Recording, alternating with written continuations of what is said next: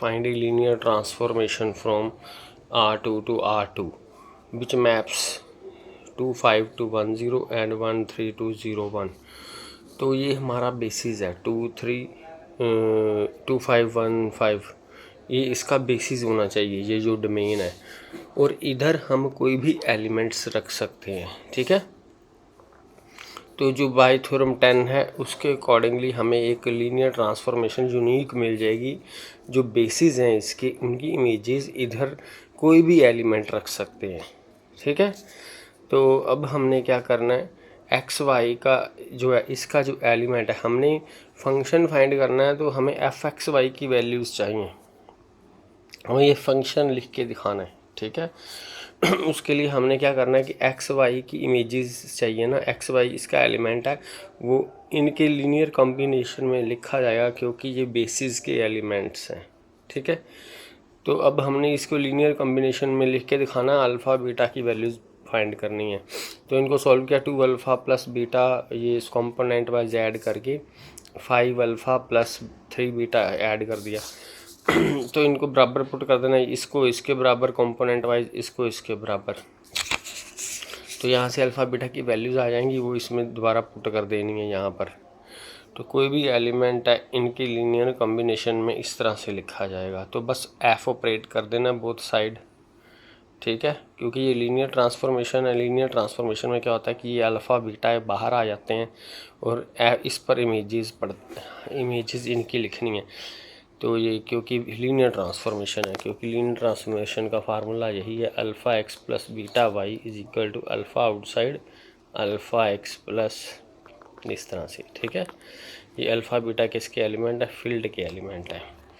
इस तरह f operate करेंगे जी, अल्फ़ा बीटा आउटसाइड आ जाएंगे, इनकी इमेजेस लिखनी है। इसकी इमेज हमें पता है 1 0 के बराबर है, इसकी इमेज पता है 0 1 के।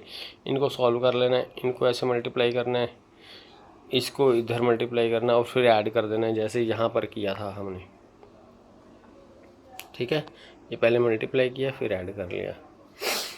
तो ये हमने मल्टीप्लाई करना है, ये बनेगा 3x माइनस वाई 0 प्लस ये 0 बनेगा और माइनस 5x प्लस 2y बनेगा। ये ऐसे मल्टीप्लाई कर लिया हमने। फिर इनको कंपोनेंट वाइज ऐड कर देना है, फर्स्ट में फर्स्ट को, सेकंड में सेकंड को। ये इसको 1 से मल्टीप्लाई किया, फिर 0 से मल्टीप्लाई किया, ये लिख दिया, फिर ऐड कर दिया। इस फर्स्ट को फर्स्ट में ऐड, इसको इसमें ऐड करना है। तो ये टर्म बन जाएगी, ये हमारा फंक्शन बन जाएगा। नेक्स्ट है हमारे पास find a linear transformation range is spanned by this, ठीक है। इसका बेसिस होता है ये वाला, ये इसका बेसिस है। तो रेंज इज स्पैन्ड बाय का मतलब है कि जो बेसिस की इमेजेस होती हैं, रेंज स्पेस इनके द्वारा स्पैंड होता है। ये याद रखना आपने, पीछे भी हमने क्वेश्चन किया था। अगर ये बेसिस है तो F(E1, E(n) ये रेंज स्पेस को स्पैन करता है। तो रेंज स्पेस को स्पैन करता है, तो वैसे भी जब हमने लीनियर ट्रांसफॉर्मेशन निकालनी है तो इसका बेसिस लेना है, ठीक है।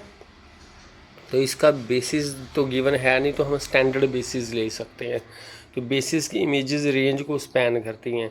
तो रेंज में हमें यहाँ पर range space spanned by these 2 elements given है। तो ये वाले एलिमेंट्स तो ज़रूर लेने पड़ेंगे रेंज में। इसका इमेज ये लिया, रेंज में आ गया, ठीक है। दूसरे का ये रख लिया, क्योंकि इधर कोई भी एलिमेंट हम रख सकते हैं। तो अगर जो दिए हुए हैं वो तो रखने ही पड़ेंगे। अब तीसरा एलिमेंट तो गिवन नहीं है हमें, तो तीसरा एलिमेंट हम 0 0 रख लेंगे, ठीक है। क्योंकि ये मैं पहले भी बता चुका हूँ, अगर ये स्पैनिंग सेट और ये स्पैनिंग सेट सेम होते हैं, ठीक है। इसी तरह अगर ये सेट है, इसमें से 0 को निकाल दें तो भी स्पैनिंग सेट सेम होगा, 0 का कोई मतलब नहीं है। तो ये रेंज स्पेस इसके द्वारा स्पैंड है। अगर 0 और ऐड किया जाए तो भी रेंज स्पेस इन दोनों के द्वारा ही स्पैंड होगा। ड्यू टू दिस ऐड कर दें तो भी रेंज जनरेटिंग सेट सेम रहता है, अगर 0 को निकाल दें तो भी जनरेटिंग सेट सेम रहता है। तो range space is spanned by the, ये हमने अपनी ओर से ले लिया, ठीक है। ठीक है, तीसरा एलिमेंट कोई भी ले सकते हैं। तो ये तीनों में से कोई भी ले सकते हैं, लेकिन जो गिवन है रेंज स्पेस वाले वो तो लेने ही पड़ेंगे, तीसरा कोई भी ले सकते हैं। तो बाकी पीछे वाला सारा फार्मूला लगेगा, ठीक है। अब हमने फंक्शन निकाल के दिखाना है, ए बी सी को इनके लीनियर कॉम्बिनेशन में लिख लेना है। तो ये स्टैंडर्ड है तो इसमें तो ईजी है लिखना, ए कॉमन 100 इस तरह से लिख सकते हैं, क्योंकि ये मल्टीप्लाई करेंगे तो A00 बनेगा, ये बनेगा 0 B0 0 0 C, तो इनको ऐड करेंगे तो ये टर्म आ जाती है। तो इसमें वैल्यूज़ पुट एफ ऑपरेट करेंगे जी, अल्फ़ा बीटा गामा आउटसाइड आ जाएंगे, फिर ये एफ इनकी वैल्यू ये आ जाएगी, इसकी वैल्यू ये आ जाएगी, इसकी वैल्यू ये आएगी, हमारा आंसर आ जाएगा।